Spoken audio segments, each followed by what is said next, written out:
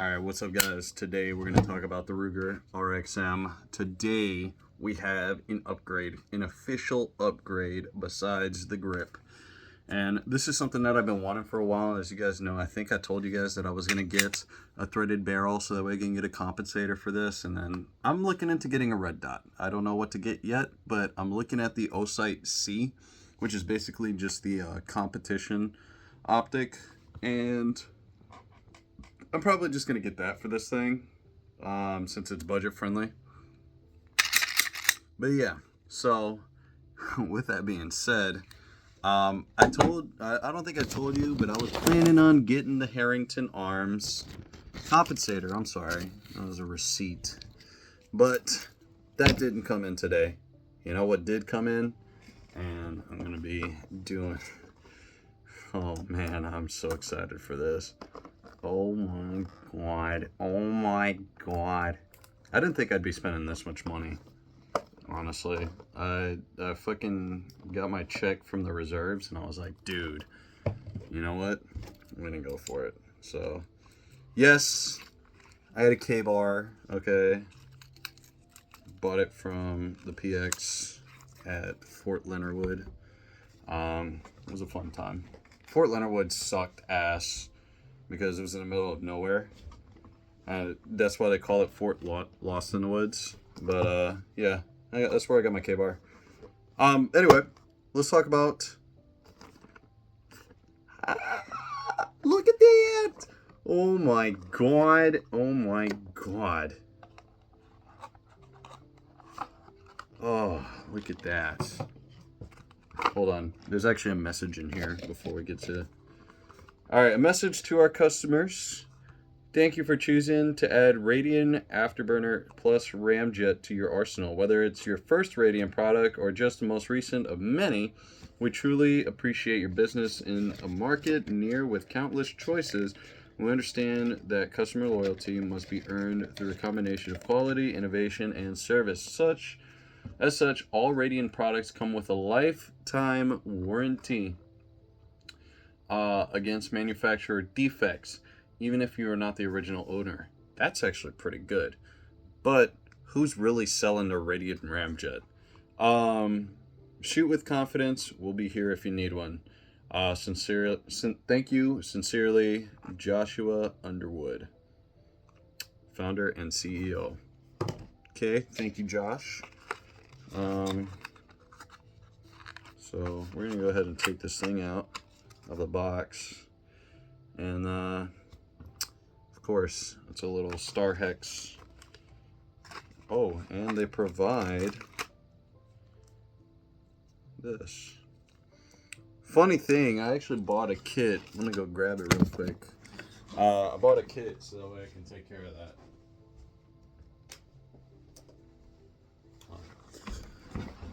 So we're gonna go ahead and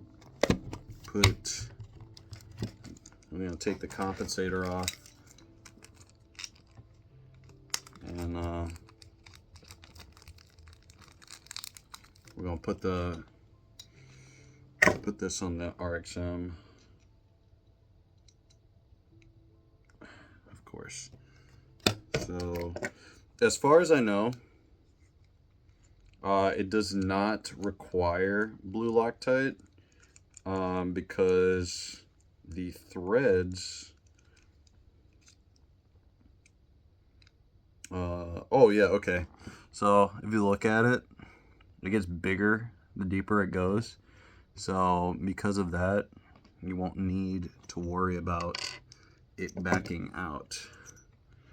And then, yeah. Okay. There's a little bit of bluing. You can't really see it in there, but there's a little bit of bluing in there. Oh, that's pretty cool. So yeah, this is the Radian barrel. And from what I hear, the Radian barrel is actually pretty accurate and really good. So yeah. So we're gonna go ahead and put this on the RXM. Now, from what I hear, the reason why you can't just use the Gen 3, you can't just use the Gen 3 Glock one, is because there are specific cuts on the Glock Radian Afterburner and Ramjet that the RXM, it won't be able to fit the RXM. So if you look on the insides, there's a specific way it fits onto said slide. And because the Glock slide and the RXM slide are different, just marginally, it has trouble with reliability issues, but I'm sure you could get away with a Gen 3 Glock barrel. So we're gonna go ahead and put the barrel in here.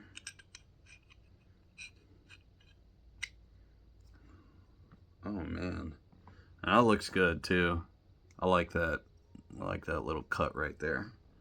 So we're gonna go ahead, put the barrel on. Oh my gosh, that looks, well, let's put the actual screw, let's put the screw in. This thing looks sick. Alright, and I'm gonna go ahead. So I'm just gonna hand tighten it.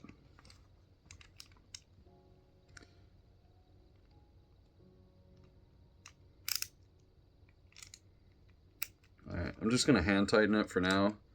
I don't really have anything that measures inch pounds, but from what I read online, as well as like what everybody recommends, is you do 15 inch pounds and it shouldn't back out. And then like the cool thing about these compensators is like you actually don't need to take them off in order to clean them. You just need to make sure that you get inside of the vents.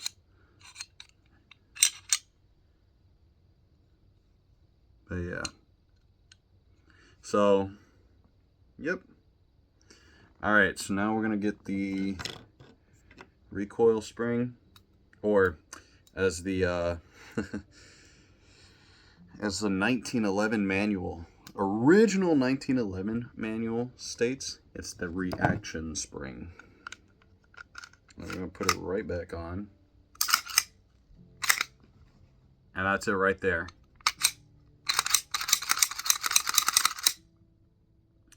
Let me lube this up some, and we'll get this thing going.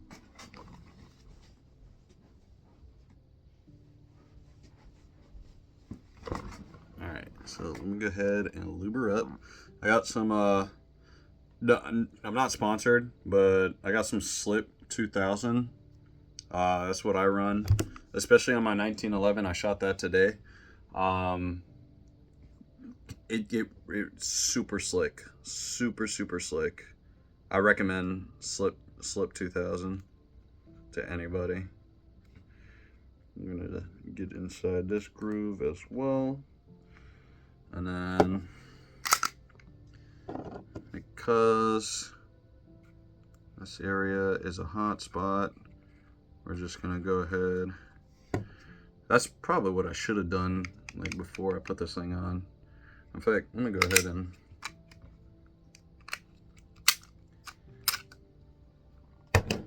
yes, I do it, guys. I fucking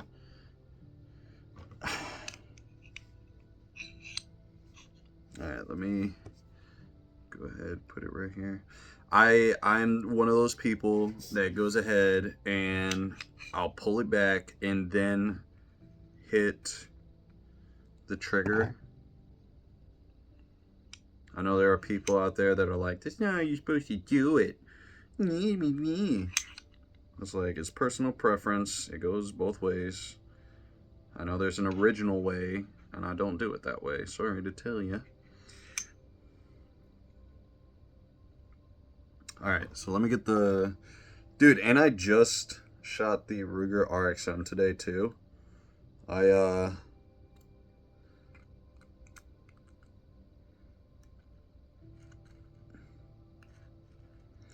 I did it because I wanted to get like one last good feel on the Ruger RXM, just to get an idea of like, hey, how is it gonna shoot one last time. And then when I go to shoot this, like how drastic is it really gonna feel?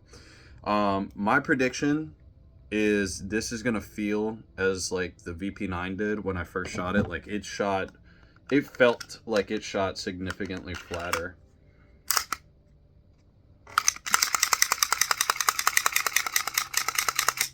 Alright. Alright, so now that we got that situated, we're going to go ahead and take this to the range, and I'm going to go ahead and shoot it. And before you guys ask, this actually makes it into a Glock 17 footprint. So if you guys want a holster for this thing, just get a Glock 17 holster and it'll fit it, because I think it brings it out to 4.5 inches. As compared to like the stock barrel, which is just 4 inches. And so with that being said, you can also just go to, like for me, I know that you can go to Tier 1 Concealed and they'll be like, okay, you have a Glock 19 or a Ruger RXM, what size? And then just get that model, get that model and tell them you have a compensator on it. And it'll basically be the same thing. But you know, the Glock 17 holsters will fit on this, and I'm gonna go ahead and prove that with my 945 Industries holster right here. So this one fits the Glock 19, the Glock 17, the Glock 45 holsters, and as long as you have the flashlight, because I do have the HL1, it will fit, and it's almost flush. Yeah, almost flush, but yeah, it'll fit.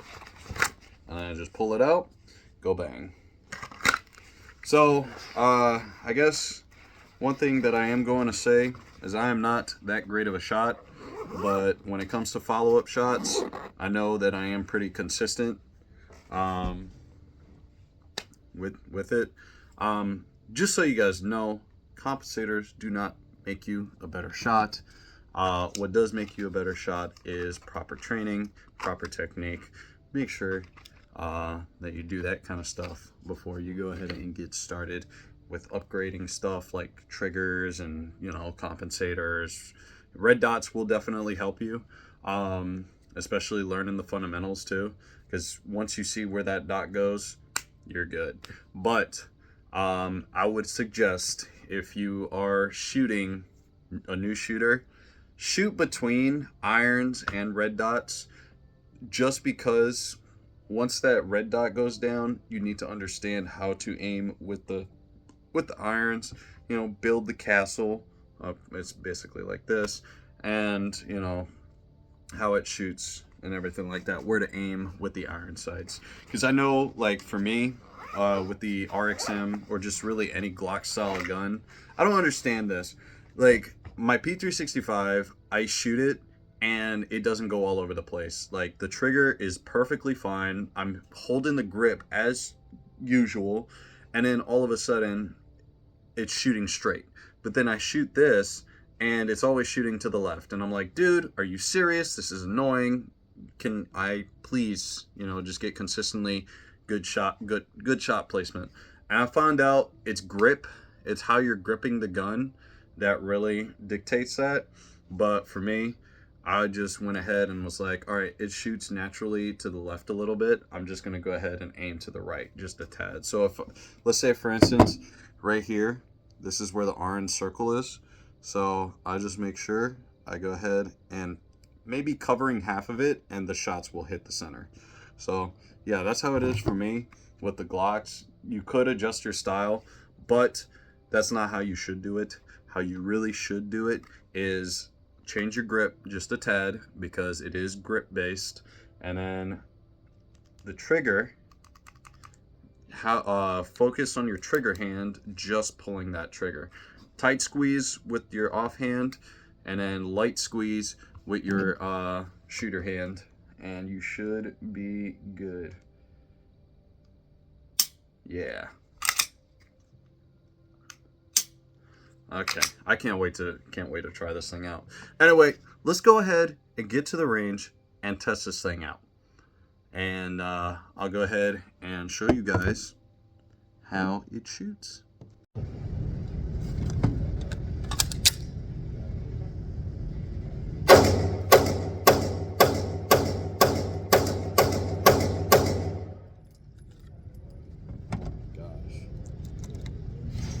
Feels so flat.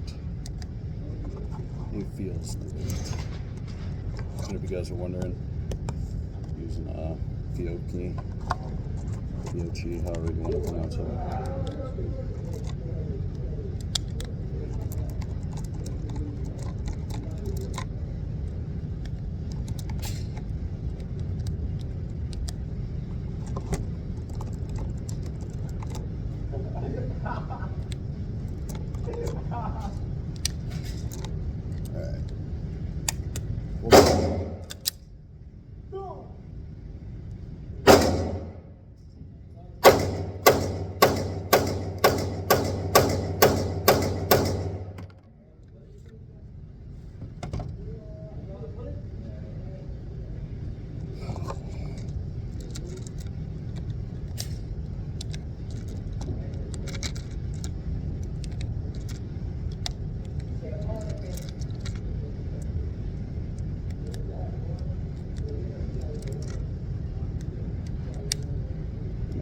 Finish this box.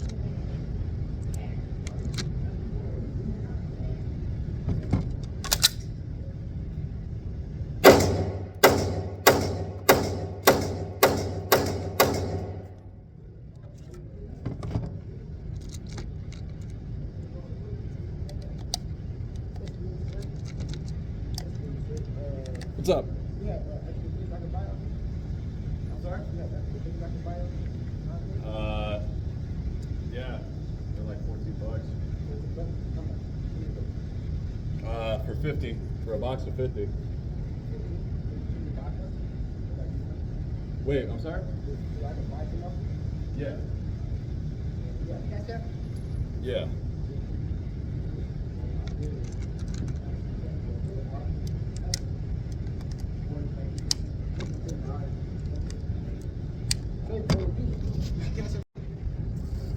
All right, last mag.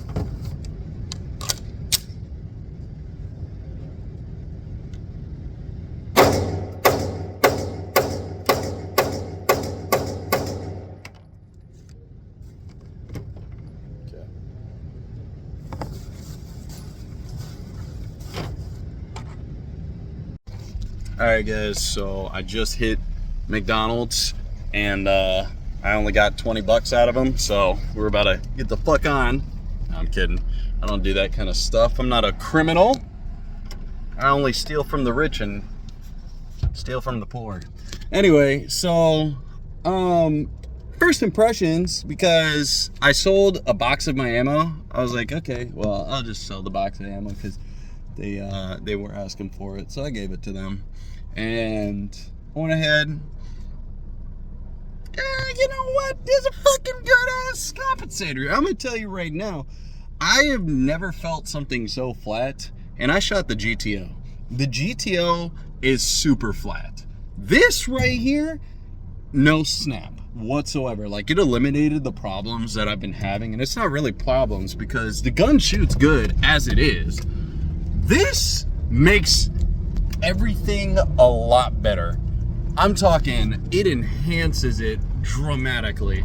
The 44% recoil decrease, I would have to say it definitely does that, man. And the $400, even though that price point is a little expensive, it's actually pretty good. Pretty good. I didn't even pay $400. I paid $367 because there was a sale going on. So, it's pretty good. Pretty good. But overall, like, the thing shoots flat, and I would have to say it's definitely worth the money. So if you guys can find the Radian Ramjet on sale somewhere, I would advocate for you guys to get it, because at the end of the day, it really runs, and I'm telling you, it runs real good. Little side story before I go ahead and cut this video. I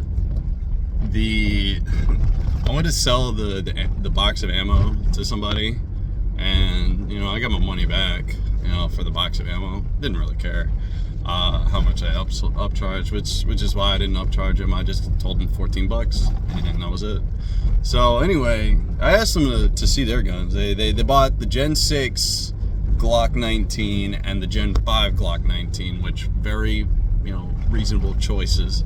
I think the Glock platform is a fantastic platform to build not only your fundamentals, but like they're good to build regardless. So that was cool. And so they asked me what I had, and they complimented me on my shooting. Now these are folks that you can clearly tell they definitely weren't good shooters, because I looked at their target. They were all over the place. For me, I was pretty all over the place in the A zone at least, but I still was all over the place. So I'm not gonna toot my own horn here.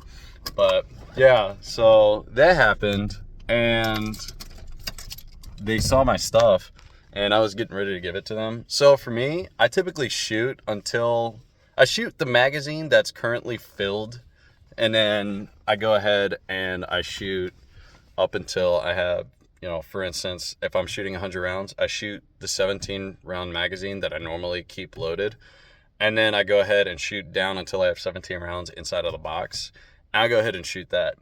And so I went to, and for me, I just habitually go ahead and put the magazine inside of the gun. Don't chamber the round, but put the magazine inside of the gun and then close the case and then move on about my day. And I went ahead and I was getting ready to give it to them. I didn't notice, because I was like, why is this so tough? And I realized, oh shit, I just chambered a fucking round. So I went ahead and emptied the magazine, racked the slide, so that way I can get that round out of there. I had to pick it up. It was a little embarrassing moment for me, but I guess it kind of opened my eyes. Like, I probably shouldn't do that, because it can be bad habits and stuff like that. But yeah, it was just like a little fun side story. So yeah, lesson learned. Just don't load the mags. Like, just put it in a case, put it in your bag or whatever. For me, like I said, it's just a habitual thing. I do it all the time. Because I used to just take the gun that I was currently carrying, which at the time was a P365, and I would just take it in a holster and then go ahead chamber it at the place. So it was just like, I don't chamber it, but I just put the magazine back in the gun, put it in the case, put the case in the bag, get the fuck out of there.